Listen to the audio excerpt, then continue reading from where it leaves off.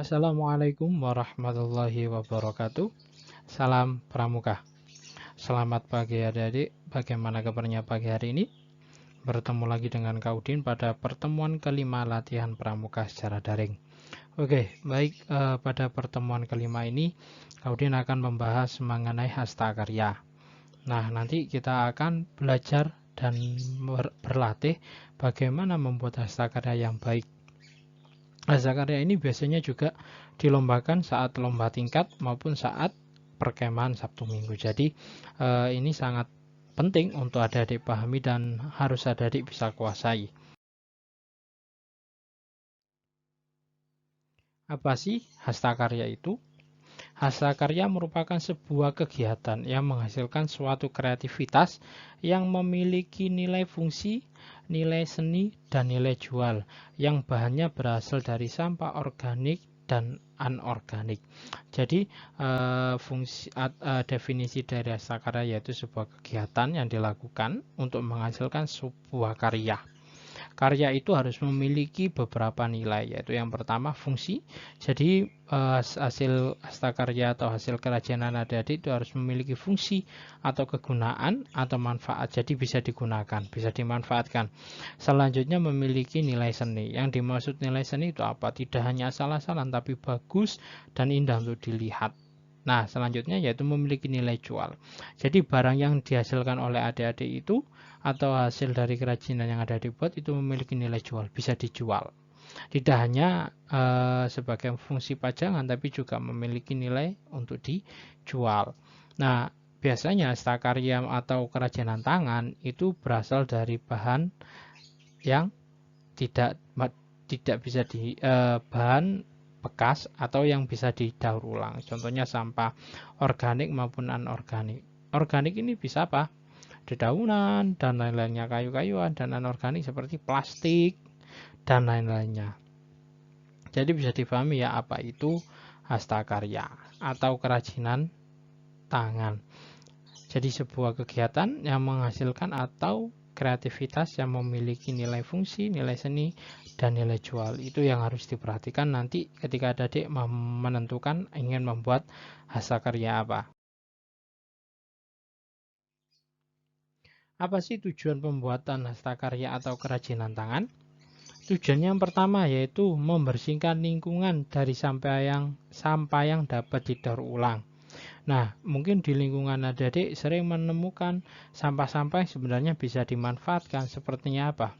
Sedotan, bungkus minuman kemasan, tutup botol, botol bekas, botol kecap juga bisa dimanfaatkan. Sehingga ketika adik-adik melaksanakan kerajinan tangan, adik-adik ikut serta mengurangi sampah yang ada di lingkungan sekitar.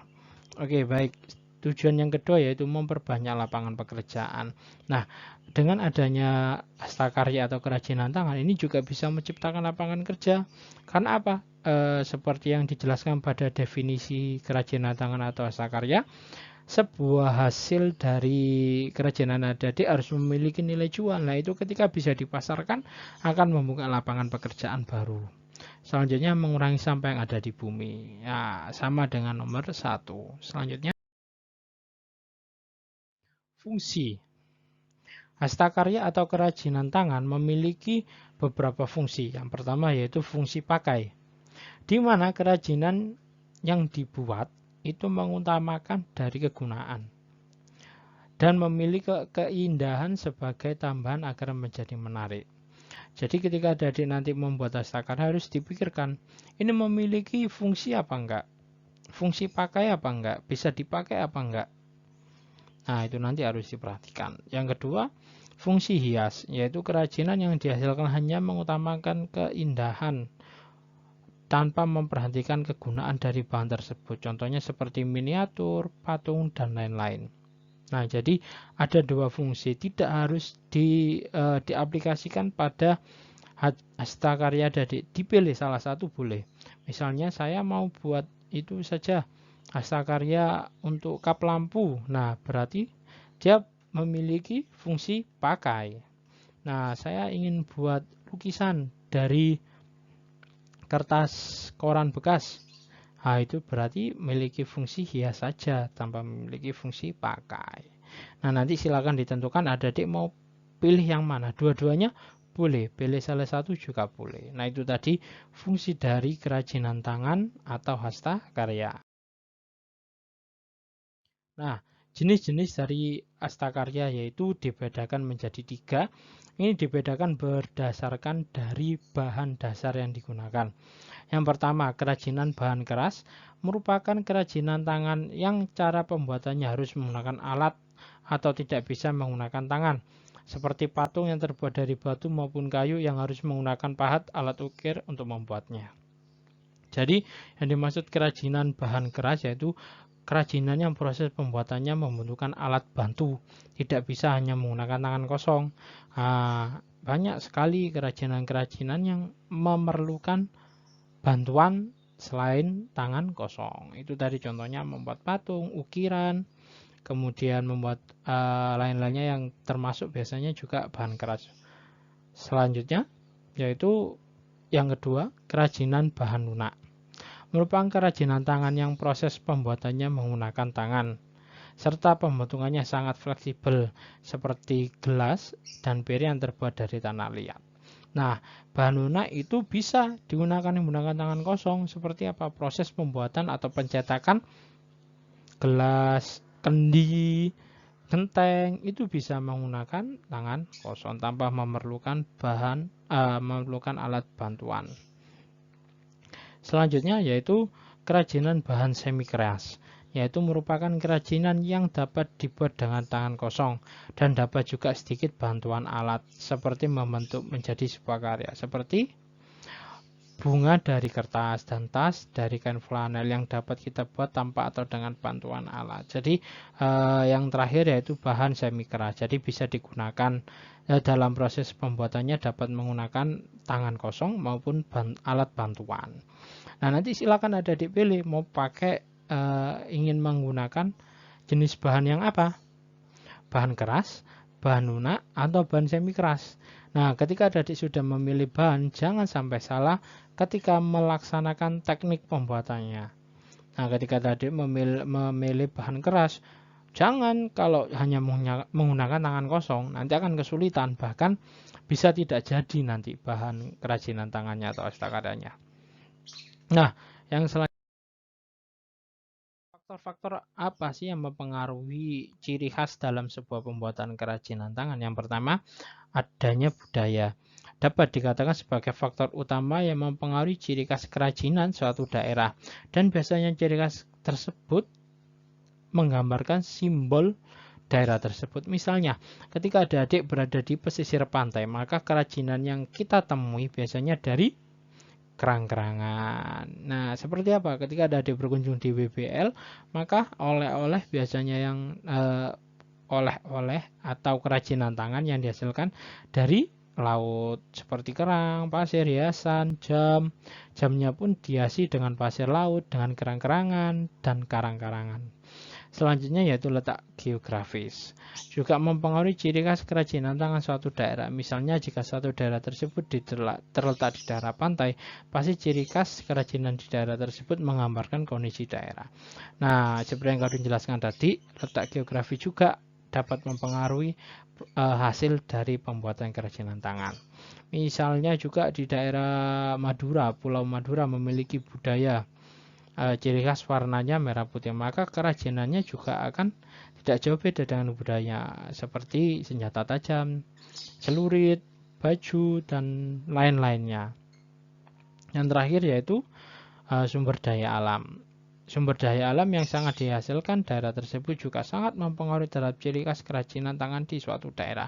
Misalnya di daerah tersebut merupakan daerah penghasil bambu, pasti di daerah tersebut akan menghasilkan kerajinan yang terbuat dari bambu, kursi anyam bambu, besek, dan lain-lainnya. Ketika berbeda juga ketika daerah itu penghasil rotan, maka hasil kerajinannya akan berbahan utama menggunakan rotan. Nah, yang Kak Udin harapkan besok ketika adik memilih bahan atau memilih apa yang akan dibuat sebagai sakarya, adik-adik juga memperhatikan apa yang ada di lingkungan sekitar. Ketika lingkungan sekitar banyak sampah plastik, Kak Udin harapkan adik membuat hastakarya atau kerajinan tangan dari limbah plastik tersebut. Kalau tidak ada ya terserah adik sesuai passion dan keinginannya. Tapi tetap harus memperhatikan beberapa faktor-faktor yang sudah Kak Udin. Nah, bagaimana sih tahapan dalam pembuatan kerajinan tangan maupun hastakarya? Nah, ini sebuah tahapan atau step-step langkah kerja yang harus adik-adik ikuti. Yang pertama, adik-adik harus membuat rancangan atau desain. Adik-adik membuat apa? Mobil-mobilan. Dibuat dulu gambar mobil-mobilannya. Seperti apa, terus dikira-kira membutuhkan alat dan bahan apa saja. Itu adik-adik sudah bisa memberikan gambaran apa yang akan adik-adik buat. Yang kedua yaitu menyiapkan alat dan bahan. Tentu saja langkah kedua ketika adik sudah mengetahui desainnya dan mengetahui apa alat dan bahan yang dibutuhkan, maka selanjutnya itu mencari atau melengkapi alat dan bahan yang akan digunakan saat proses pembuatan hastakarya maupun kerajinan tangan. Yang ketiga yaitu membuat benda sesuai rancangan. Setelah alat dan bahan siap, maka dari desain atau gambar yang sudah adik buat, dimulai tahap proses pembuatan. Harus sesuai dengan apa yang sudah ada direncanakan atau ada di desain dengan pelaksanaannya. Dan yang terakhir finishing. Tahap akhir finishing ini maksudnya apa? Mengecek kembali hasil dari hastakarya maupun kerajinan tangan yang sudah ada dibuat. Apakah sudah rapi? Apakah masih ada yang kurang? Nah, itu nanti dicek lagi setelah tahap pembuatan. Sehingga nanti ketika hastakarya yang sudah ada dibuat dapat baik dan sempurna. Nah, ini adalah tahap-tahapan yang harus adik-adik perhatikan nanti saat ketika membuat hastakarya maupun kerajinan tangan. Nah, ini Kak Udin punya beberapa contoh hasil dari hastakarya ataupun dari kerajinan tangan. Nah, ini yang pertama. Apa ini? Adik-adik bisa lihat. Tempat pensil. Ini memanfaatkan apa? Botol bekas, kemudian dibelah menjadi dua, diberikan resleting, jadi tempat pensil. Yang kedua, ini apa? Ya, betul, kipas. Kipas yang biasanya digunakan kalau lagi ibu-ibu pengajian ya. Nah, ini memanfaatkan apa? Plastik bekas.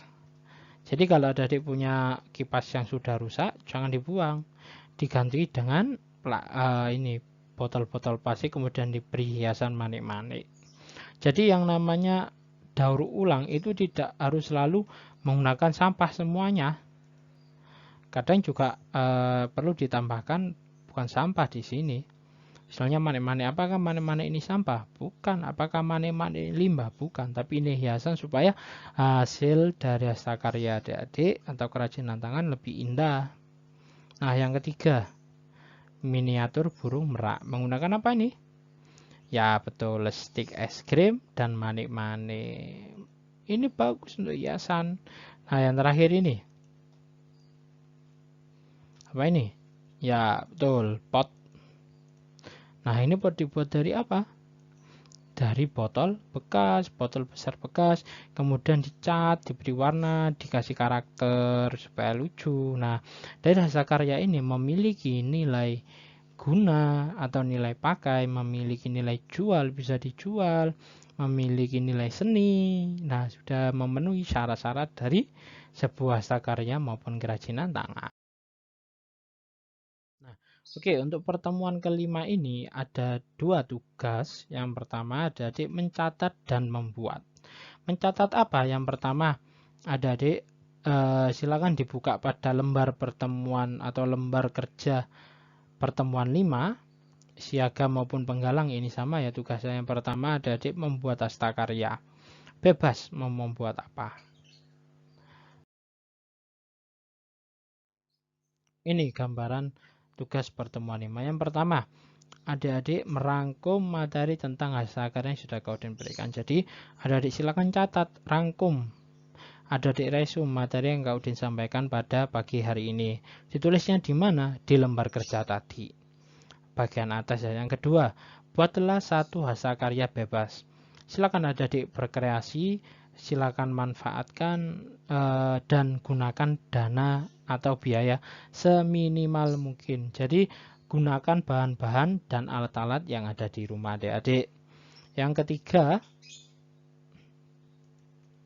jelaskan alat, bahan, dan cara pembuatan serta manfaat dari hastakarya.